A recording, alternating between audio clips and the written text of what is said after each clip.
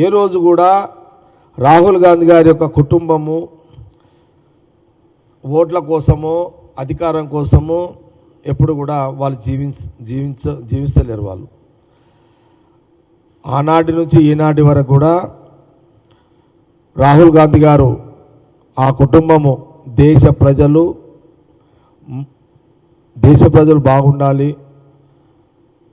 అందరూ మంచిగా ఉండాలి అనే ఒక ఆలోచనలోనే రాహుల్ గాంధీ గారి యొక్క తాపత్రయం అంతా కూడా.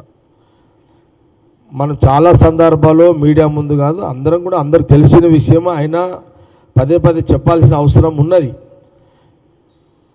మరి అనేక సందర్భాల్లో వాళ్ళ కుటుంబంలో ఆస్తుల త్యాగమే కాదు, ప్రాణ త్యాగాలు కూడా చేసిన చరిత్ర ఉన్నది ఇందిరాగాంధీ గారు, రాజీవ్ గాంధీ గారు. ఇది ఎవరు కూడా కాదనికే లేదు. ఇవన్నీ మన ముందున్న నిజాలు. ఇవన్నీ కూడా రాహుల్ గాంధీ గారు ప్రధానమంత్రి కావాలనుకుంటే 10 ఏళ్ల కిందనే ప్రధానమంత్రి అయ్యేవాడు. కానీ ఆ రోజు మన్మోహన్ సింగ్ గారిని పెట్టి ఒక మంచి పరిపాలన అందించారు.